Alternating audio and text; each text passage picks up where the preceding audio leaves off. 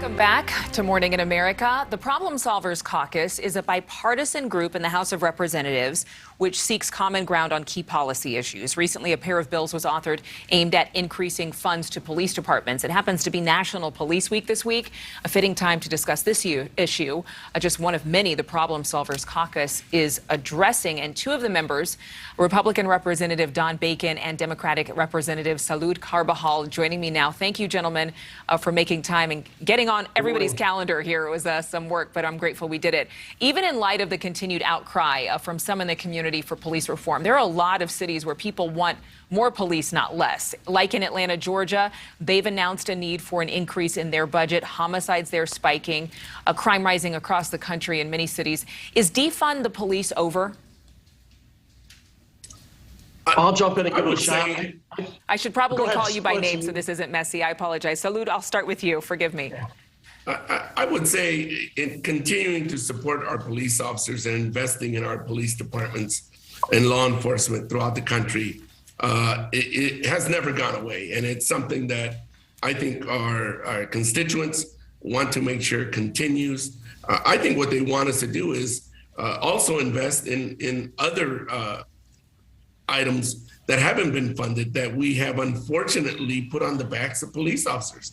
We have been asking our police officers to do more than just law enforcement, to provide mental health, social work, do so much more. And so what we need to do is support our police departments in a way that gives them the resources to amplify the broad mission that they have now transformed to doing. Thank you, Representative Carbajal. Representative Bacon, did you want to add to that? Yeah, well, I think defund the police is over, but that was never probably a mainstream decision from like moderate Democrats. It was more on the extreme folks. Like I'll say that the Democratic chairlady for Nebraska, she called to disinvest from the police using different terms. But I don't think that's the mainstream view of at least moderate Democrats. It's sure not the mainstream view of the problem solvers. Our law enforcement took a lot of abuse over the last 2 years. I think there's a lot of abuse on the rule of law, and that we've seen crime or murder rates go up 49% in the last 2 years.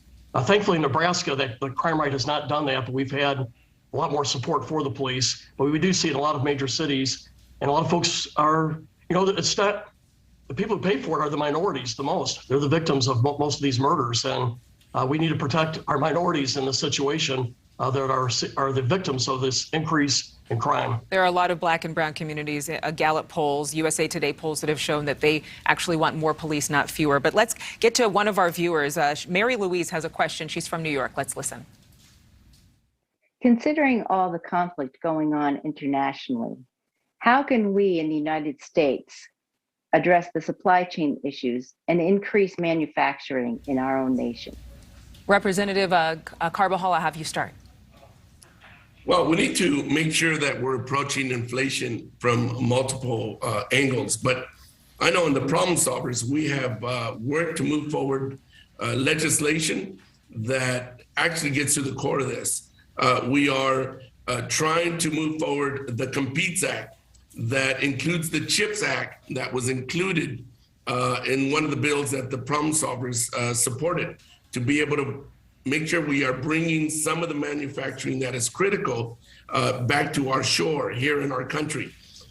We have also supported the Ocean Shipping Act, which allows us to bring order to some of the trade practices that some foreign vessels were utilizing in not allowing our industries to ship using the containers as they have been doing for a long time.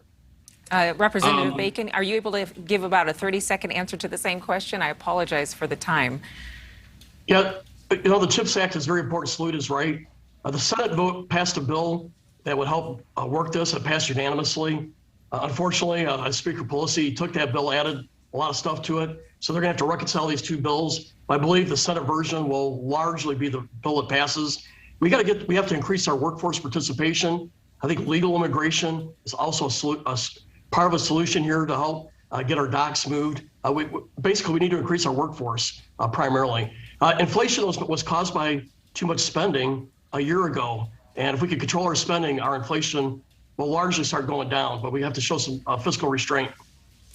Well, if this caucus can come up with some answers about all of the topics we discussed, including legal immigration, a path to immigration, considering our border crisis, that will be something very newsworthy. Representative Bacon and Representative Carbajal, thank you so much for joining us. And thank you to Mary Louise for asking your question. You can send us your questions to newsnationnow.com/answers for America. We'd love to get your questions answered here on the show. We'll be right back. Thank you so much for watching. Make sure to click on the red subscribe button below so you can get more of News Nation's fact-driven, unbiased coverage.